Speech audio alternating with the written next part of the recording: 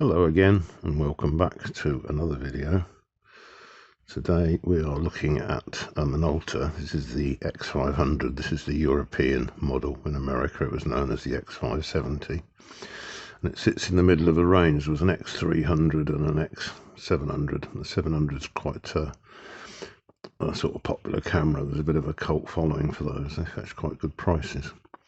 But this is the middle of the range camera, introduced in early 1993. It's a 35mm single lens reflex, interchangeable lenses. Quite chunky. It's got quite a bit of weight to it. There's plenty of metal in there, although you can see there is quite a bit of plastic to it as well. I'm calling this a Goldilocks camera because it's not too little, it's not too much, it's just about enough. It's great for advanced amateurs.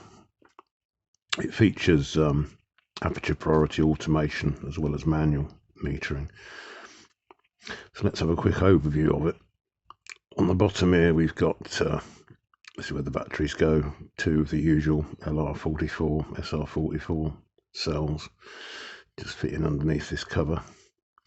Tripod bush in the middle of the lens, very nice. You can see it's got contacts and connections for a winder. I think it's called the Auto Winder G, the one for this camera. It can also take the Motor Drive 1, which runs about 3.5 frames per second on this, so it's yeah, pretty good performance.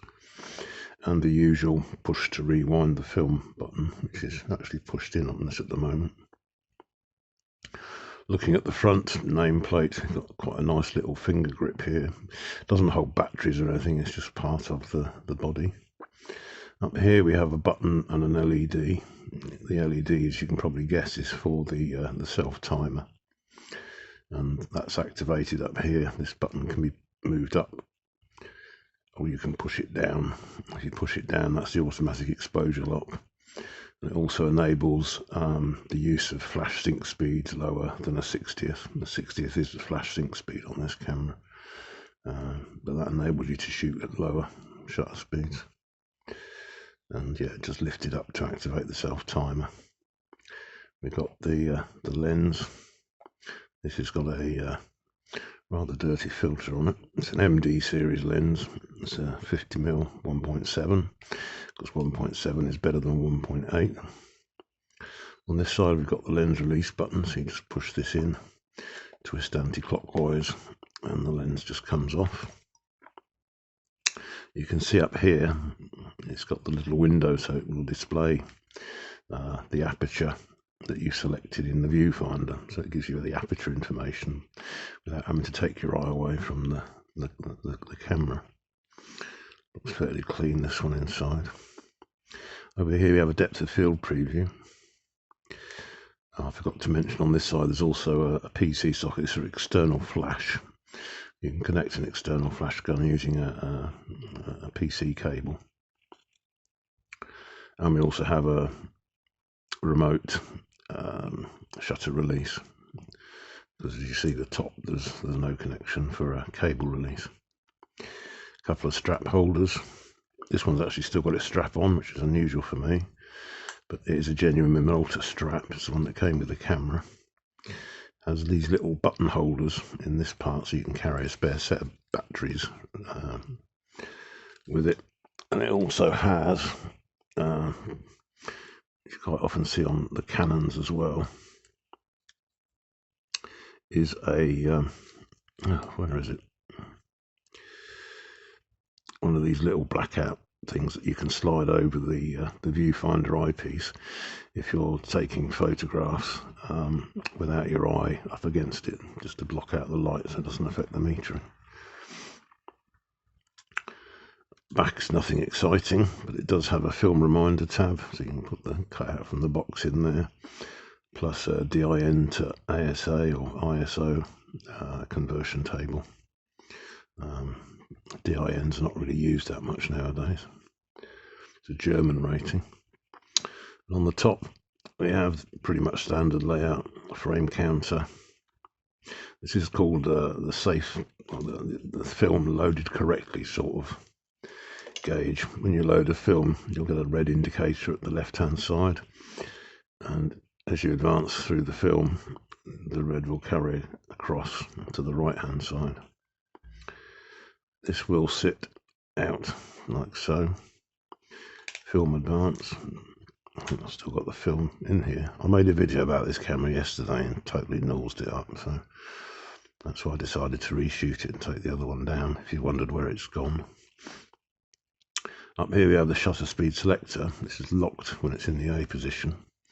You push down on this little button here and you can adjust it. It goes from 1000 all the way down to B. Usual selection. The red 60th is the X flash sync speed. That's for electronic flash. If you're still using bulbs, which I don't think anybody is now, it would be a 30th or lower, I think, probably.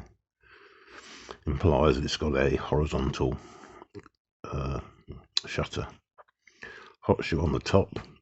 There are dedicated flashes for this camera. It can meter off the film, can do TTL flash with the appropriate flash gun. Over here we have the on-off switch. So it's off. That turns the camera on. And if you turn it on to the next one, then you'll get the beep. The beep is used for the self-timer. And it's also used to indicate if in the automatic mode the speed is 30th or lower, and it will also warn you about it. You can turn the beep off or you can leave it on.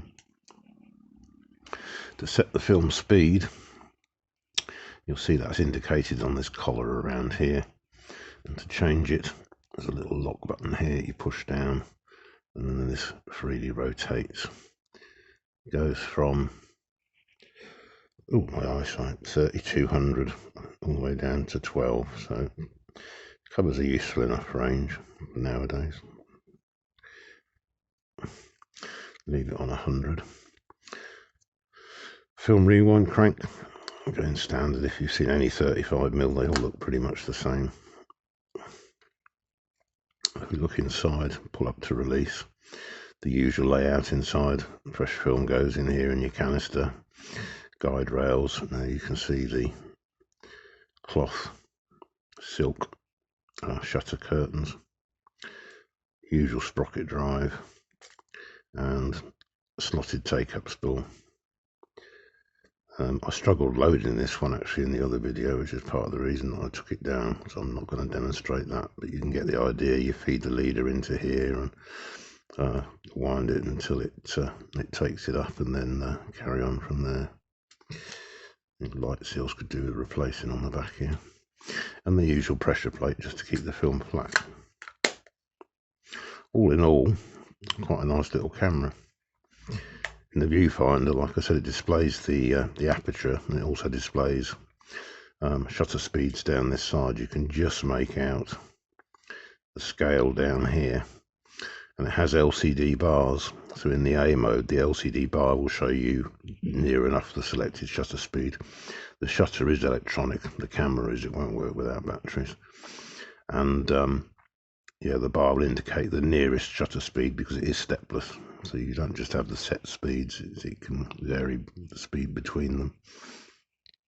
In the manual mode, there'll be two bars. One will indicate the set speed and one will indicate what it thinks the speed should be. This camera also meters in stop-down mode, and yeah, in some ways it's more advanced than the X500. And it can still meter when it's stopped down. Silicon photocells, so it's quite responsive. It's got quite a good meter system. It doesn't have anything to do with the MPS systems that's on some Minoltas. And then yeah, this is just a standard lens with a very dirty filter on it. It was worth keeping a filter on it just to protect the glass. There, you can see the aperture blades. There's no oil or anything on there. They look even. Yeah, nice lenses. Nice and smooth focus. And yeah, the aperture ring. So yeah, aperture priority, manual. Or you can use an external meter, red dot to red dot. Twist clockwise. and that's the lens mounted. Yeah, all in all, I think quite a high quality camera. Reasonably affordable actually. Everyone goes for the X700.